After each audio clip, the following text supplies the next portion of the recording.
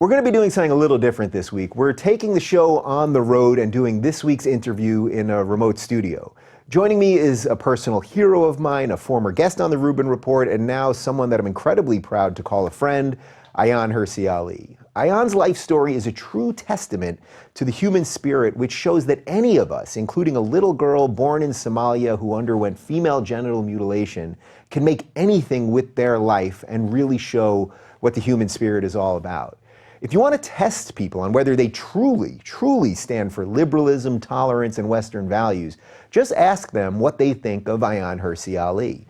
The people who really believe in the individual and in human rights will be firmly in her corner, while those who stand for moral relativism and collectivist thinking will be against her. In an unfortunate sign of the times, speaking your mind as Ayaan does comes with a certain cost. So unfortunately, we can't share the location of where we did the interview, but I do want to take a moment and thank everyone who helped facilitate it.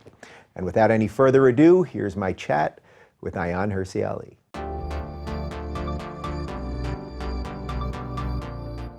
All right, we are on location this week, and I am with activist and author and one of my favorite people on the planet, and now I can call you friend, Ayaan Hirsi Ali. Welcome to the Rubin Report. David, thank you very much. Thank you for having me.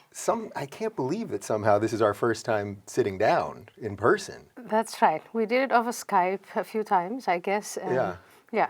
Here we are. And a lot of email. Yeah. Yeah. So I said to you last night that what I don't want to do today for this hour is just tell your story again, because it's been told so many times. It's an incredible story. For you, it must be sort of exhausting to tell it over and over.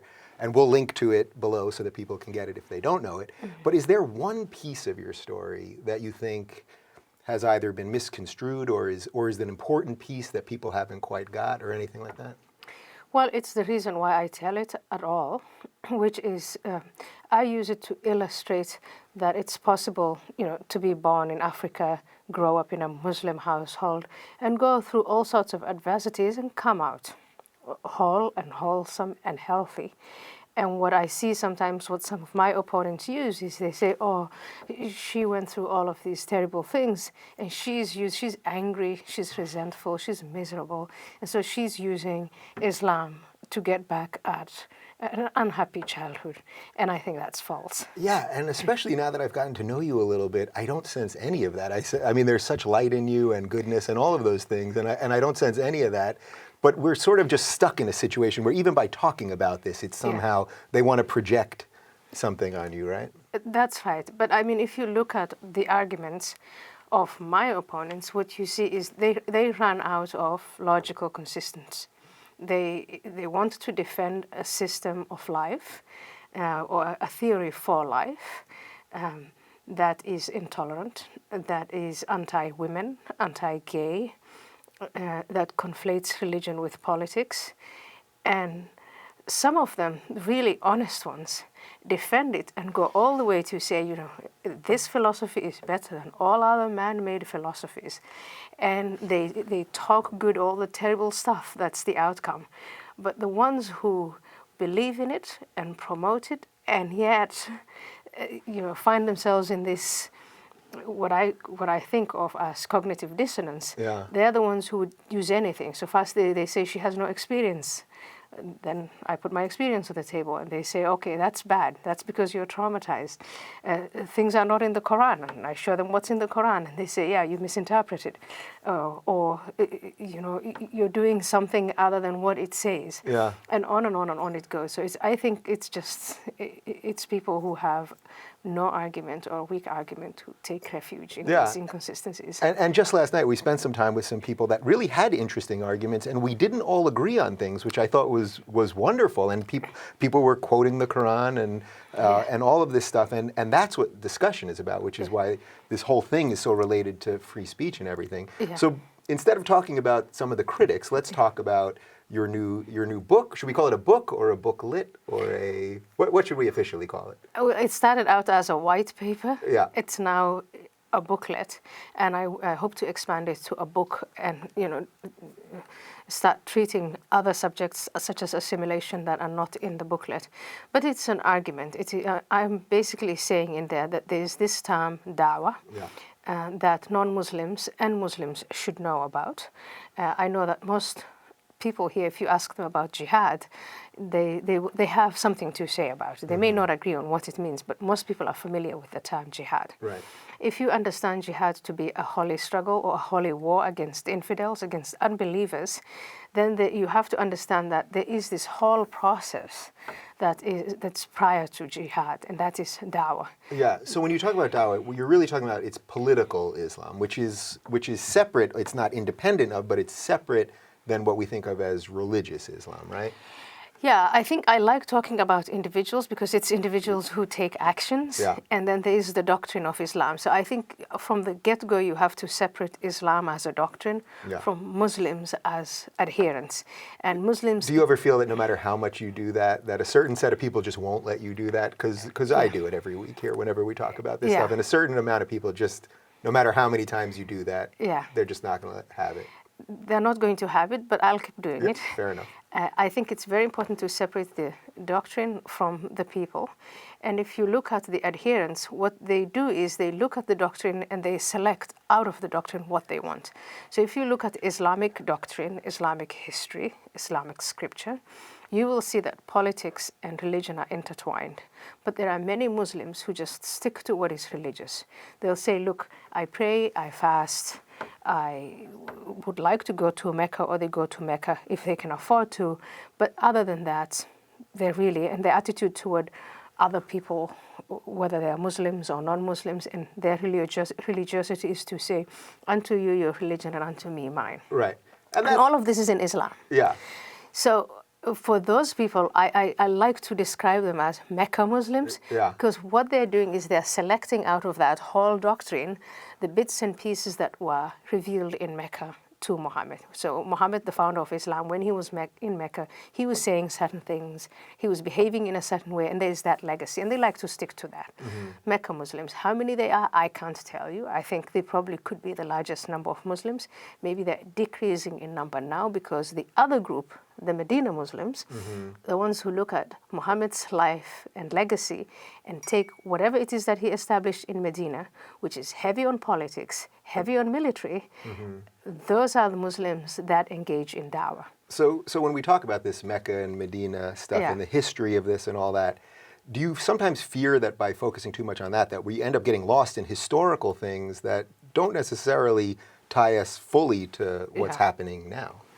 Well, there's always a risk of getting lost in history, but I think in terms of trying to differentiate, because we live at a time when we really have to make it very clear that not all Muslims are dangerous or that not all Muslims are a threat to us. And in doing so, you have to really mind your language, and you have to find ways in separating those who are a potential threat or are a threat and are Muslim, because you and I think many more people now agree with us that some of the phenomena of jihad we're seeing has its roots in Islam. If you believe that it doesn't, then you can go and get lost in history and other discussions, because you always want to take the discussion off the table. Right. But if we all agree, okay. So basically you can always find some historical event to pin on instead of what comes from doctrine. Yeah. So again, if we go back to, let's look at individuals. It's an individual who takes part in discussions. And there are people who are taking part in this discussion in the confrontation between Islam and the West and Islam and the rest of the world, and who just happen to believe Islam as a religion, as a doctrine, has nothing to do with what we are seeing. Islam has nothing to do with ISIS or Al-Qaeda or Boko Haram or Al-Shabaab, with terrorism, with jihad, with misogyny, none of that. Right. And I think it's I don't know about you, but it's very difficult for me to talk about this subject with those people. Yeah.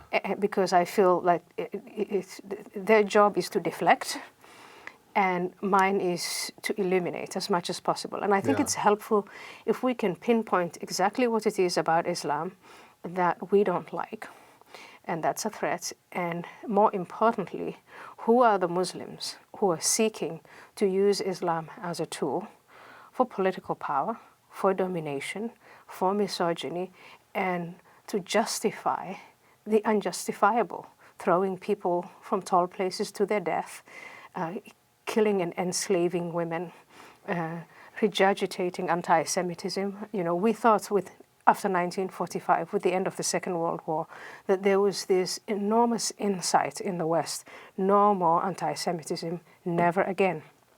And now it's become, I don't know how often you visit or go to Europe, but in Europe, anti-Semitism is back, and it's back because of Islam. Yeah. So, okay, so there's a bunch there. So when people talk about these books, one of the things that I'll hear people say is, well, wait a minute, the Old Testament has a ton of bad stuff in it. Yes. I suspect you wouldn't disagree with that. No. The New Testament actually has less bad. Out of the three, if you were looking at them in terms of violence, I think the New Testament is certainly the least violent of the three. But what is the difference then that makes the individuals act on one of them more than the others? Is it just that this is the newest one and it hasn't gone through that reformation or that maturation or whatever else? Or is it specifically the point of the text?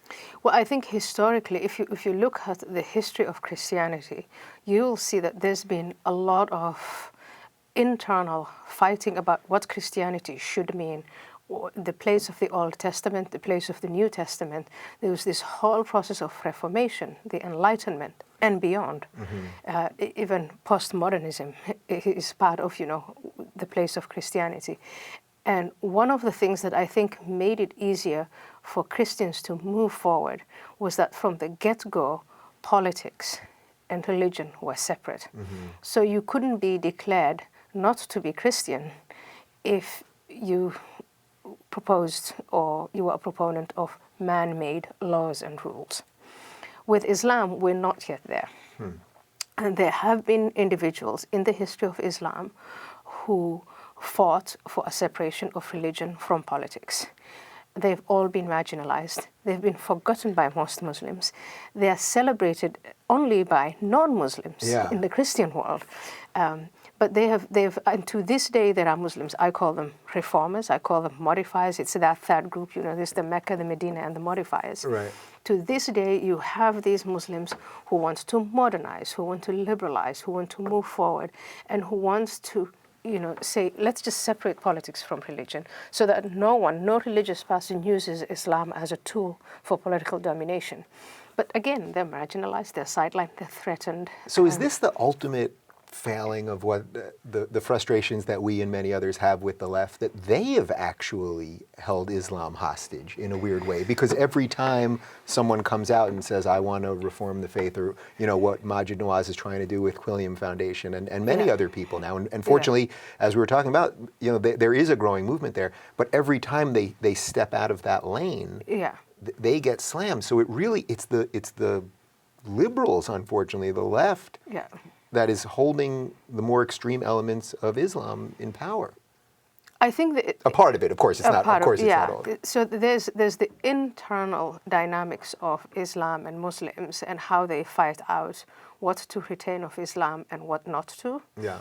And then there are the external pressures. And I think when we talk about, because this is really relevant for Muslims living inside Western countries with a left and a right, where the left find themselves, I just want to say inadvertently, I can't believe that they really mean it and that they're doing this consciously and willingly. Yeah. But they find themselves inadvertently aligned with the Islamists.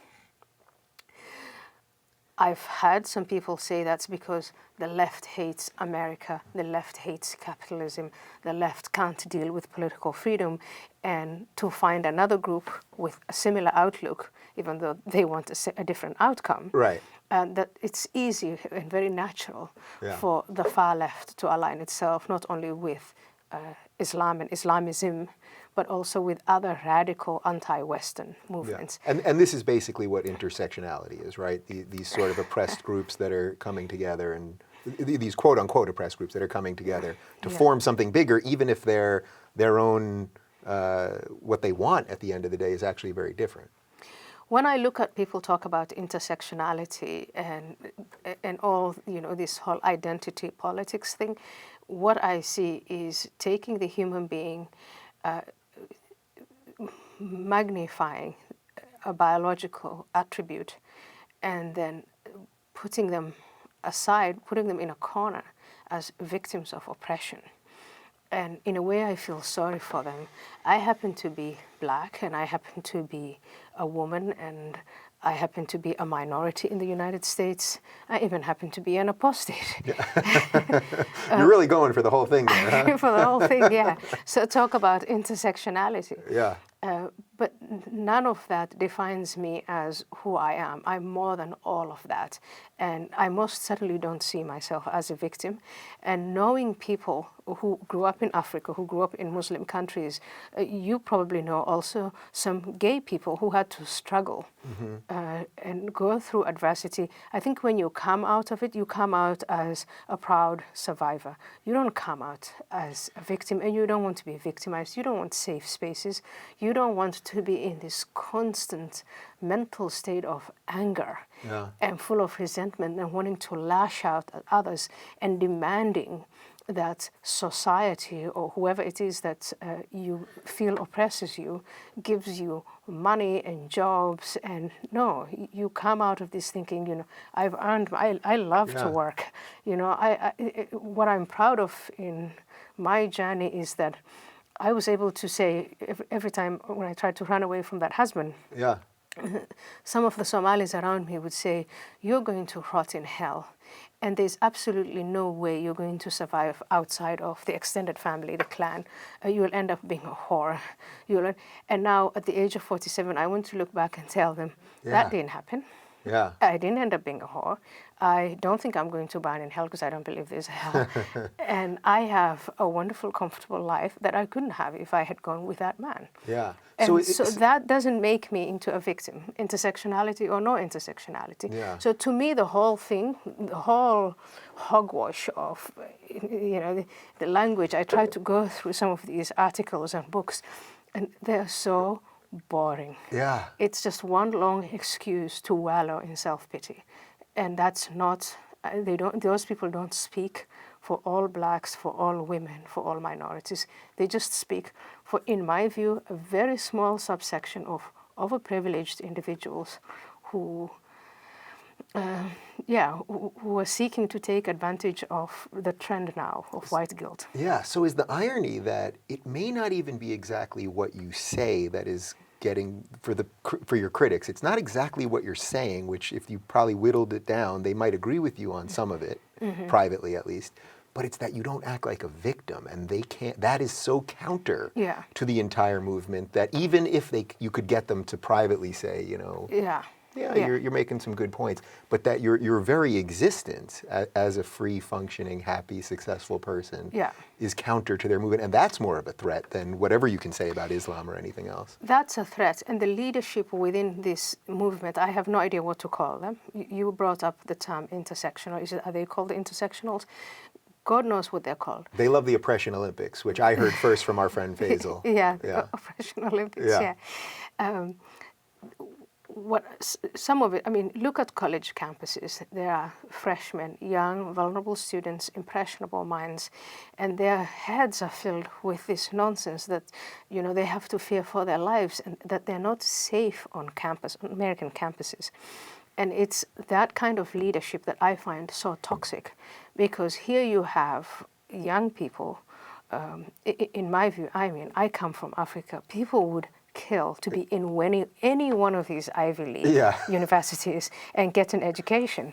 And here they are being told that if they read Plato or Shakespeare or Mark Twain, they are threatened somehow. Or that there's rape culture there. There's or a rape culture, all of these other things. And in this, you know, what are you doing to these young people? So where do you think the fault lies? Because I agree with you. I think a lot of the people that have bought into these ideas, I don't blame the 18-year-old kid who has been hit with this stuff and indoctrinated. I don't blame that kid. I would hopefully will fight to save some of their intellect at some point, and hopefully they'll hear some of our good ideas. But who do you blame? Do you blame the administrators first? And the faculties. So the people who are putting these stupid programs together, and I think those programs should not be funded. And of course, the administrators, the faculty, you blame the people who are supposed to be the grown-ups in the room. And for them to, you know, sign off on these programs where young people are being scared to death on campuses. And it's not, here's the paradox. The people that they're supposed to protect, and one is feeling protective of, are the ones who get disadvantaged ultimately. Because you make people see nothing else but their skin color, or nothing else but their gender, or their transgenderedness, or whatever it is, other biological attribute. And for 4 years or 5 years, you're in a setting where your demands are met, or supposedly met. I think usually people just ignore you. Right, which would be the best thing to do, actually, I think. You would think that, but then you graduate, and then you go you start taking part in real life. And then I wonder, what has this institution of learning done for these young people? What has it done to them? Yeah. So if you were advising a school that was going through this, where every week we see another school going through this, and they want a professor fired, they want an administrator fired, what would you say to them? Okay, so we can defund some of this stuff, but is it really that we have to teach courses on this? Teach the reverse course. They're learning identity politics. Yeah. Do we need a counter course? Yes, we need individuality courses. We need more courses on the American Constitution. The individuals who founded this country and the adversities that they went through. I would propose more programs on Western civilization, what makes it distinct from other civilizations, from other cultures. And I would most definitely emphasize, when it comes to freedom, the position of the individual, not groups, not individuals. You can pretend you're in some kind of group with all black people, but that's not the case. You are an individual, and your circumstances are different from other people's. And I think when you want, people say, well, if you're going through the same sort of suffering or through the same kind of adversity, it does help to organize, and it does most certainly, and to put on the table exactly what it is that these problems are, and together to work out as a group. But the members in that group are voluntary. Yeah. They actually say, I'm working with some Muslim women who understand that Sharia as a system of law is really something that's applied to their daily lives, that compromises their freedom, compromises their dignity. And as a group, they don't see themselves as victims of anything else other than this particular culture that's practiced by their own parents, their own extended family, their own community, and they want to change, and they want to change these communities. But outside of that, outside of those few hours when they're highlighting these issues, they're free individuals going about their daily lives. So I'm glad you brought up Sharia, and I want to get to that in a second, but I said at the beginning I wasn't going to ask you about the past again, but I think something that I get, people ask me about, like, when, they'll ask me, when did you wake up to this stuff and start talking about some of this stuff? So for you, was there actually a moment, like was it when you left Somalia and then from then on this idea about individualism and all of this really stuck with you, or was it as your travels continued and some of the bad things that happened and now some of the good things? Like, was there really a moment where your ideology got crystallized? It was gradual, and I didn't have an ideology. I just, felt the pain of being told, you can't do this, you have to do that, and being resentful and feeling powerless and thinking, well, I would like to do something. I don't want to marry this man because I don't want to end up like my mother and like all these other women I've grown up around who feel powerless and who feel trapped in this, who really wonder, what is life all about? Why all this suffering? And is there something I can do as an individual to be different and to make my own circumstances different? So when I went to Holland and I found people and a society and a culture that actually made it possible and enhanced all of that, I started to think about not so much, develop a counter ideology, but just try and understand what's this all about. And in my years in Leiden, I went to the University of Leiden, no safe spaces, none of that nonsense existed. Yeah. I got introduction to all the various philosophies that preceded the one that we enjoyed at that point in time in the Netherlands. And then 9/11 happened, and that brought the issue of Islam for me as a Muslim, as a former Muslim. At the time, I identified as a Muslim. And so I found myself in 2001, 2002, thinking about, okay, how does all this relate to me, and where do I stand in this? Yeah. Okay, so from there then, let's go back now to Sharia and to Dawa and to political Islam. How do we talk about this in a way that's not going to make people crazy? We've already got the idea of ideas and people, that these are different things, and you've already talked about that there are a certain amount of course of Muslims that are good people. As you said, we don't even know what that number is. It could be a much bigger number than people might think. We simply don't know. But how do we explain the dangers of what political Islam is without getting lost in the mess? We use the tools that we use to explain other threats and other dangers, as long as you're consistent. If you are studying HIV, you have to know something about viruses, and you have to know something about infections, and you have to know something about blood-to-blood transmissions, and all the ways that that virus behaves. If you're studying cancers and other threats, malaria, all of that, you've got to know everything about the causes, the vectors, and all the other environmental issues that exacerbate the problem. With Islam, I find that very often we talk about symptoms, we talk about the environment, we talk about disenfranchised young men, we talk about countries that feel that because they have autocratic and they have dictatorships, that maybe the populations are acting out in a certain way. But we hardly ever talk about the core of the issue. And as far as I'm concerned, if we want to defeat what it is that makes ISIS, Islamic State of Iraq and Syria, so attractive, and Al-Qaeda and all these other groups so attractive, we will not be able to do that without learning something about the life and legacy of Muhammad, the founder of Islam. About part of that legacy is the Quran. What is it that he says was revealed to me, and how does that operate in the day-to-day lives of people? Yeah.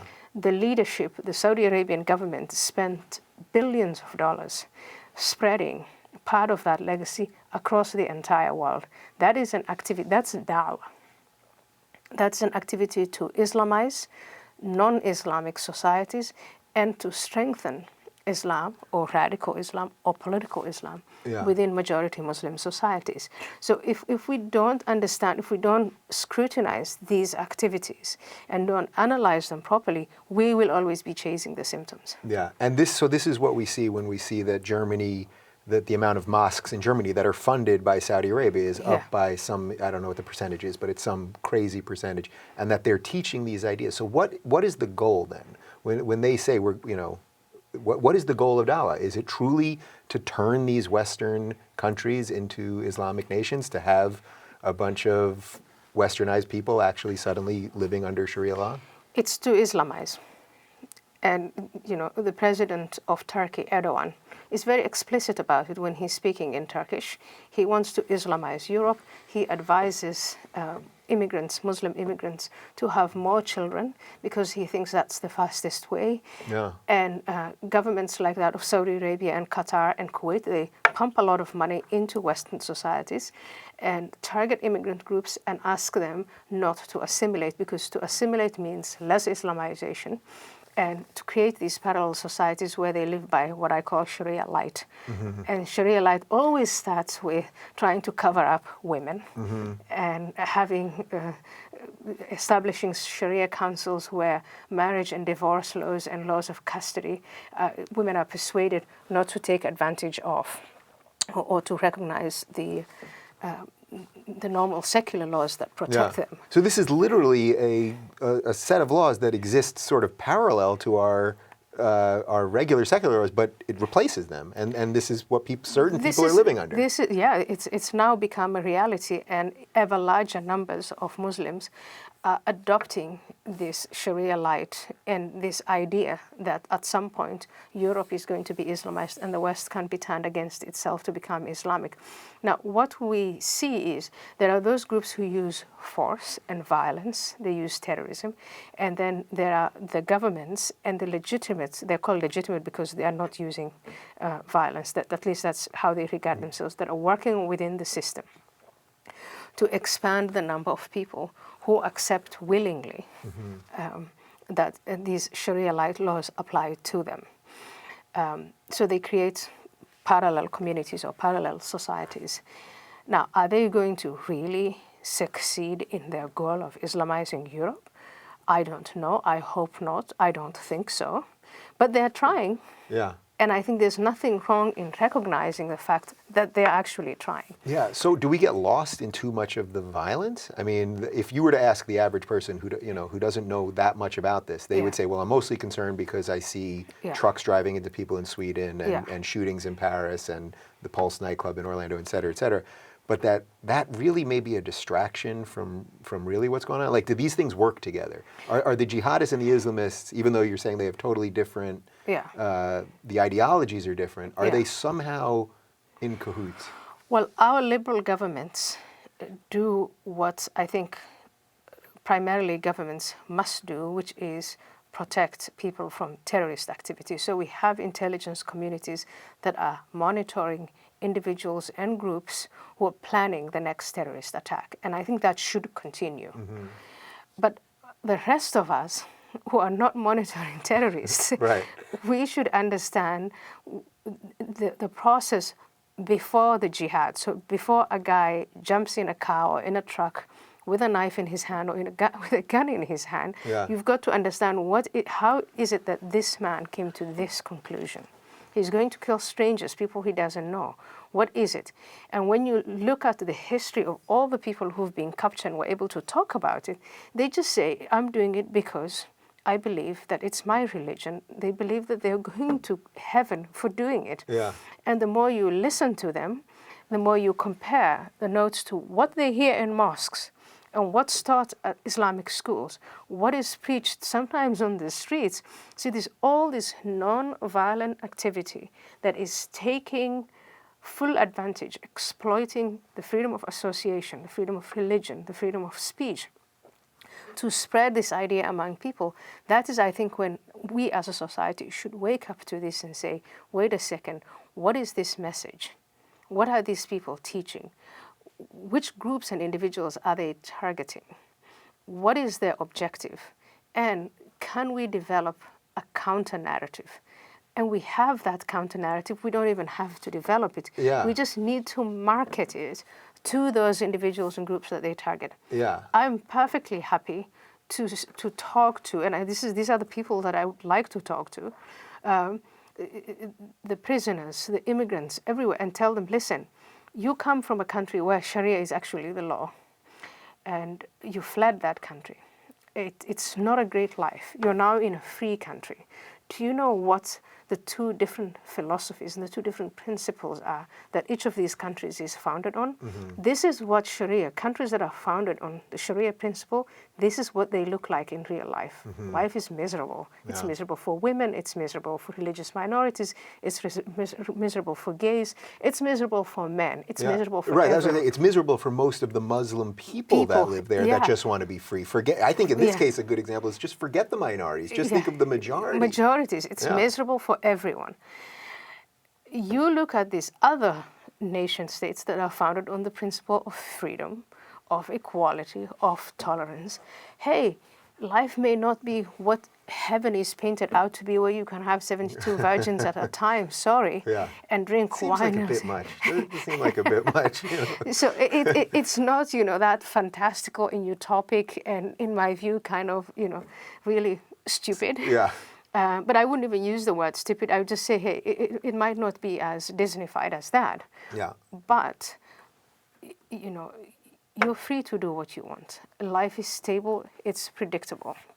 You can have your friends in your community. You can build. You can have a passion and develop it. You can indulge your senses, art, music, love for cooking, love for others.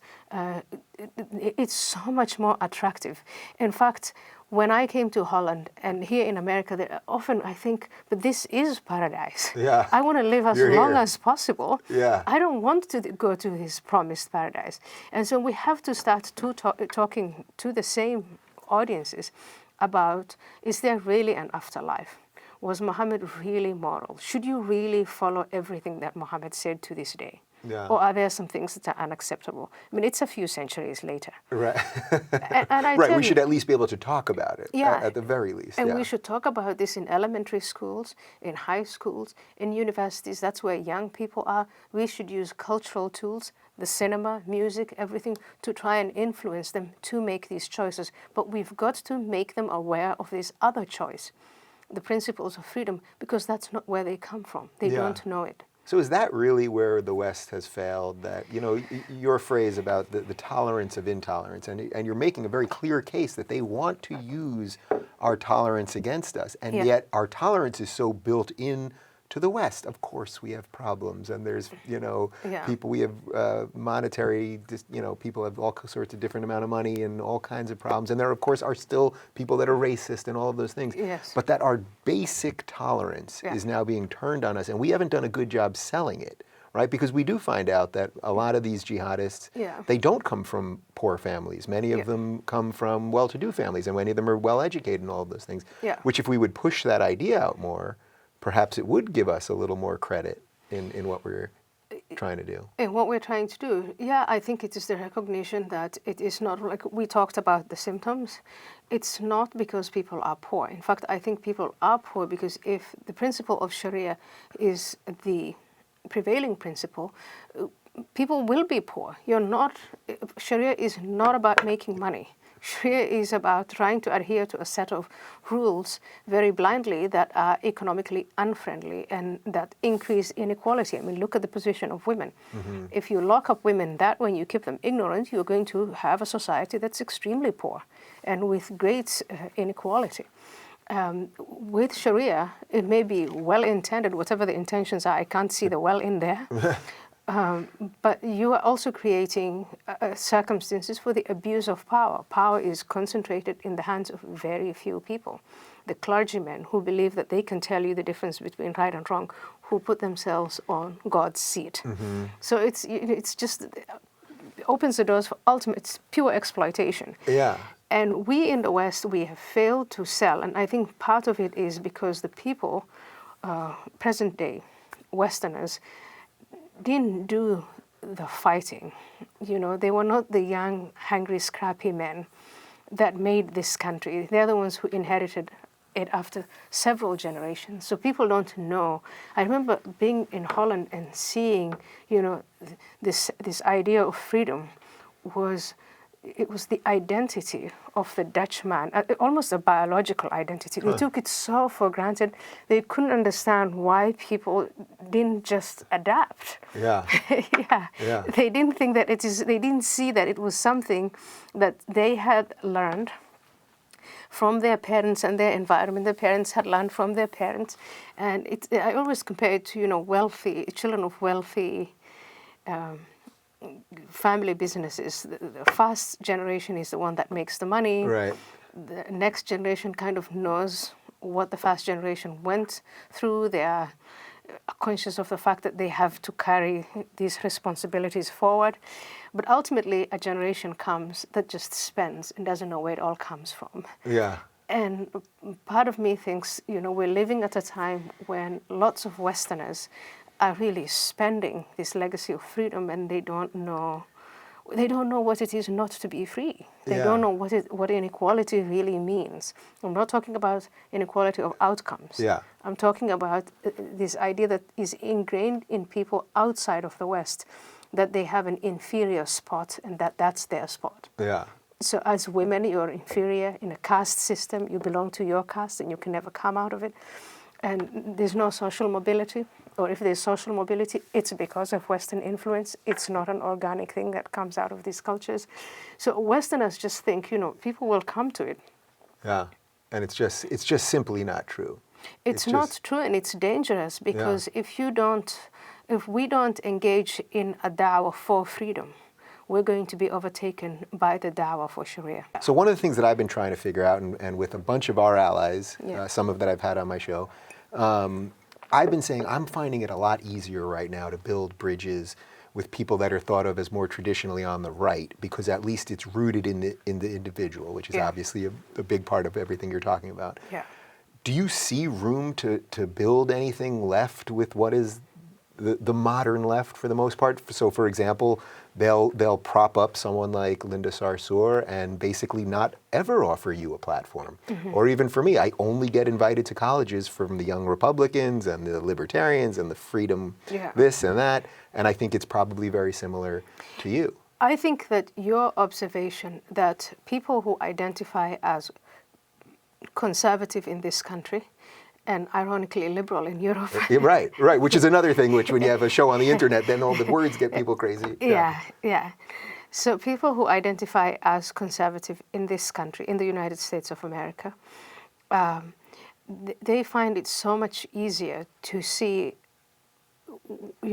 what is unfree about so many of these non-Western cultures. I find it so much easier to talk to Tucker Carlson of Fox News about female genital mutilation, and I really appreciate his, the horrified look on his show, on his face, and the fact that he thinks this is a practice. He doesn't care whether it's justified in the name of culture or religion or whatever. It needs to stop. Yeah. And he is going to use his influence and his position to make that point. And then I look at the New York Times, one of these New York Times editors, who says, you know what, maybe we should, in order for these cultures to come or to lessen, to narrow the gap between this culture and that culture, maybe we need to stop calling it mutilation and call it a cut or whatever. And that I don't understand. I mean, this is literal. You're not making this up. This was literally a piece that was written just in the last week. Her name is escaping me. Yeah. But when I look at that kind of reasoning, that kind of logic, and I look, here is a free woman. She calls herself a liberal. She is with probably the most powerful newspaper in the United States of America. Has all this influence. Why on earth is she making this terrible trade-off? And the trade-off is this. Is it the individual who's actually going through the mutilation or potentially may go through the mutilation, and that individual is a child, 4, 5, 6 years old, 7 years old, sometimes younger. Some cultures, they start at infancy. Yeah. Versus some vague, abstract notion called culture or some kind of group. So people will come and present themselves, grown-ups, and say, well, if you call it mutilation, then I'm offended to my core. Yeah. So this is what Bill Maher describes as the soft bigotry of low expectations, right? Like we have to change all the words and never say what things exactly are because this could inflame the situation. But that goes to your, conservatives versus liberals, and it becomes so much easier for people like me, for people who come from the countries where these terrible things take place, and it is justified in the name of culture and religion, and a combination of the two, that we think, conservatives are our friends. Yeah. Because, they may have a very passionate position on closing borders and getting illegals out and all of these things. But when it comes to honor killings, when it comes to female genital mutilation, when it comes to, if you're a gay Muslim man, just imagine what you're going through. When it comes to all these Muslim apostates, we find that conservatives in this country make it so much easier. Yeah. I spoke at University of Arizona a couple of weeks ago, and I was saying hi to some of the kids after, and a kid came up to me, and I could see he was really nervous, and he was shaking a little bit, and he said to me that watching my show has helped him, think about some things. And then he told me, he said, I've never told anyone this, but I'm ex-Muslim. Yeah. And then he said to me, and something else, I'm also like you. Yeah. Which meant he was gay, and he couldn't really say it. And I didn't even know what to do, and he was starting to cry, and I just kind of hugged him, and I was kind of tearing up. Yeah. And I thought, this is the ultimate irony here. Yeah. Here I am with the I forget, it was the Young Republicans or whatever group it was. Yeah. And here is where he had to come for refuge, and yet they'll be slammed as the people who are racists and bigots and homophobes and all that. But ironically, again, in 2017, it's the conservatives who take very clear positions on radical Islam, on anti-Semitism, on the killing of gays. Some of them may be against gay marriage, but here we have a religion that says gays should be killed. You never come out of the closet because you risk getting killed by your own family. So in that sense, I think there is a big shameful smear on the people who describe themselves as liberals and who make excuses for these cultures, these law expectations and the racism and bigotry of law expectations. Yeah, so I'll put you on the spot here. If more left-wing outlets, and I said to you last night, I get the same thing. I only get invited, when I get TV things, it's only from Fox. People say, why don't you go on MSNBC and talk about this? Well, I can't bust down their door.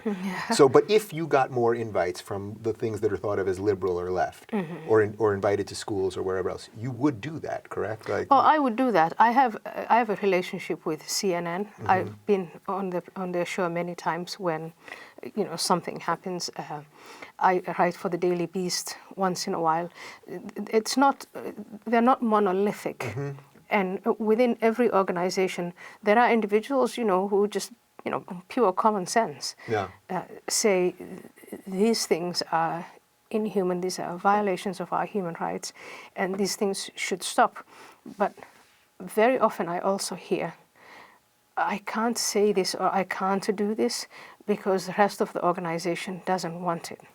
And they prioritize other subjects, or they let the Muslim Brotherhood front groups take the stage and sedate them basically into saying that Islam is a religion of peace and none of these things has to do with Islam, and Muslims in America are victims of Islamophobia, and this is then yeah. I mean, I can see, as you're saying, it's so ridiculous to you that you're sort of laughing as you're saying. But so, like, when you say that, you're talking about basically a group like CARE that every time something happens, within 10 seconds, and I'm probably giving it an extra 9 seconds, they're immediately talking about Islamophobia as opposed to the victims or certainly not the ideology or the rest of it. And you're saying that this is part of Dawa. It's part of Dawa because what they have seen is there is this weakness in the West. There's a colleague of mine at Hoover, Shelby Steele, whom I really respect and admire. He calls it white guilt, and this white guilt was there before there were any Muslims in the United States of America.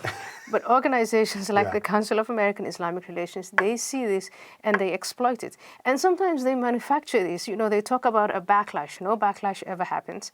And then they start manufacturing stories. So you look at, the FBI makes these reports on hate crimes. And you see that, again, in the United States of America, unfortunately,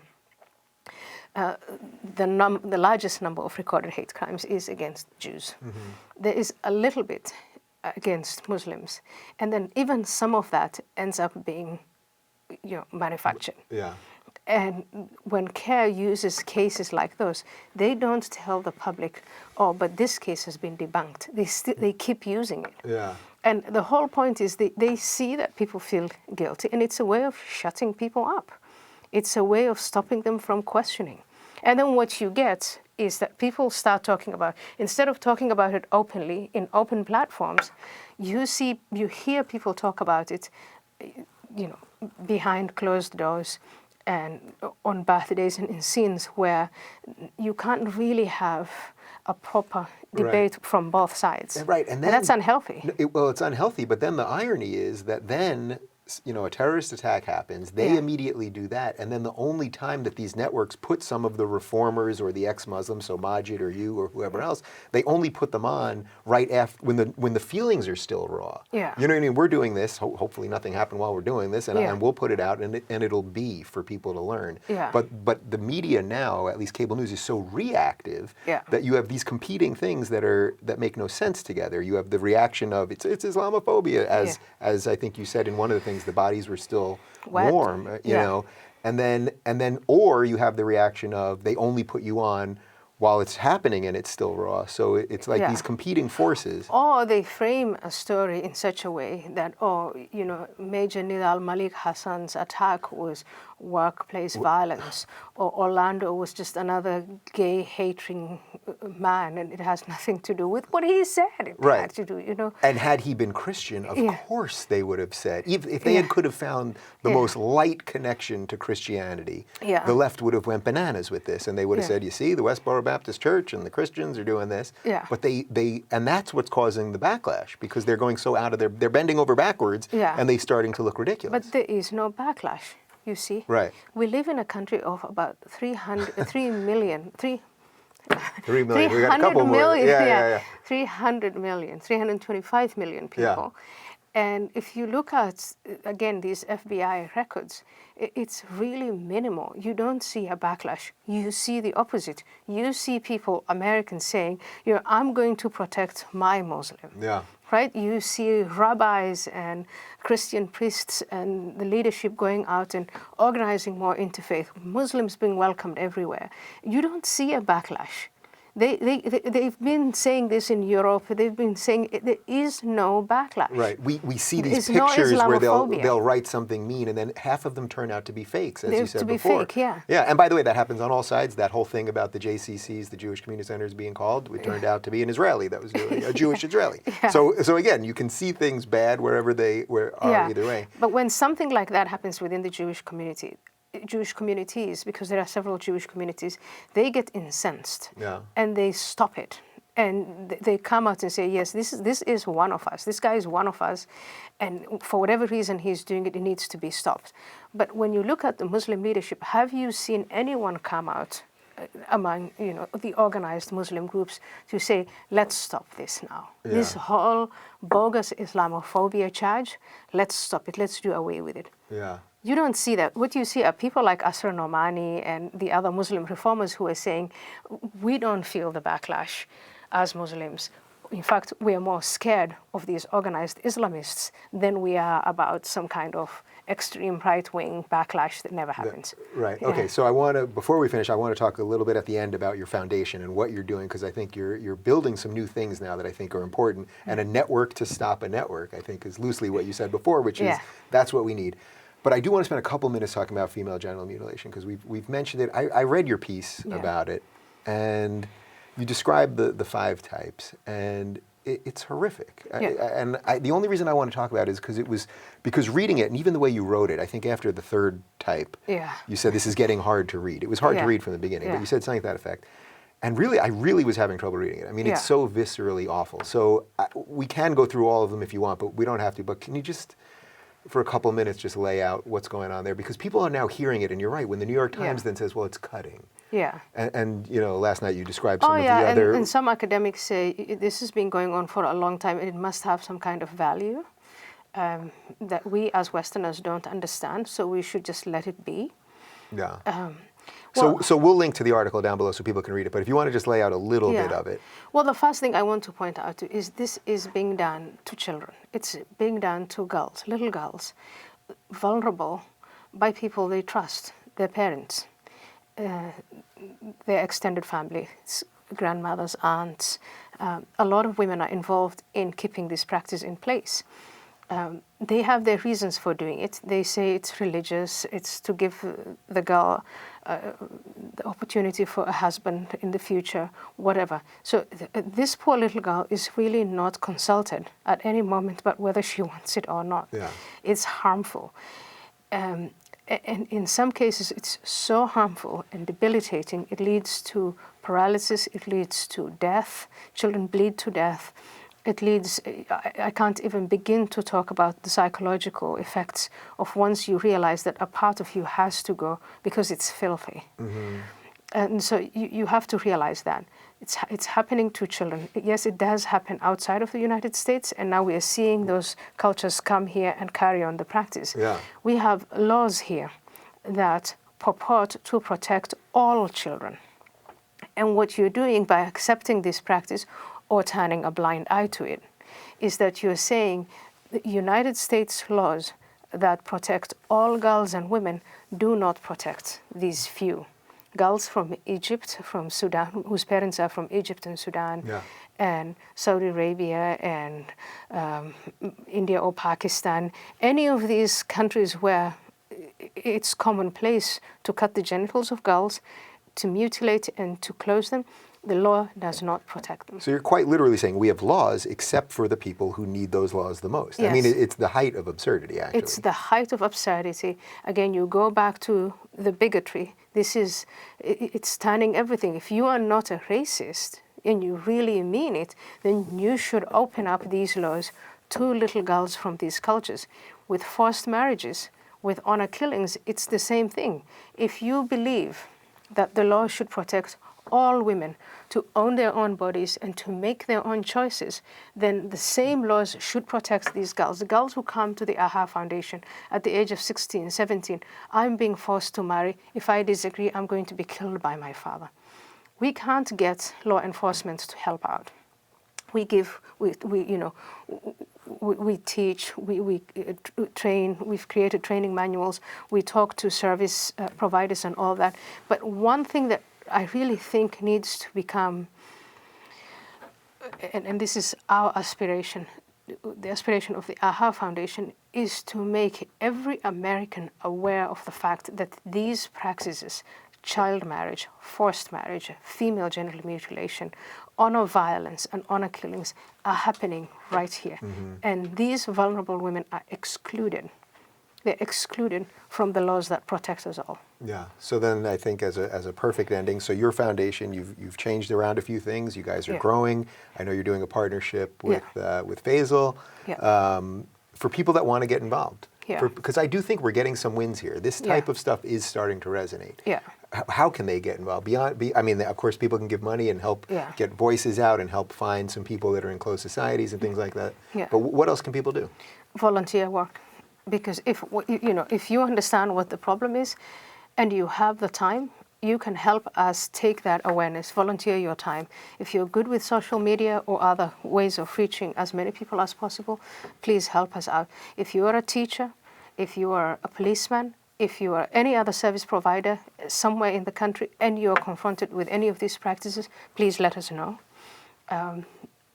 We are an activist group, and again, we want to shine the light on these terrible practices against women, but we also want to work with all other groups that are targeted by Sharia. We want to work with the gay community, we want to work with the Jewish communities, we want to work with the Christian communities. Nobody really in the United States, very few people, very few groups talk about what is done to Christians in the Middle East, these blasphemy laws, etc., and how this whole thing is finding its way into traditionally Christian countries. I mean, there's almost no Christians left in the Middle East. They've been eradicated, and even the ones that are left, and it's not just the Middle East.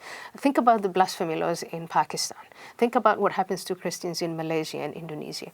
None of this is really discussed in the way it should be. It should be headline news every single day, I believe, until it stops.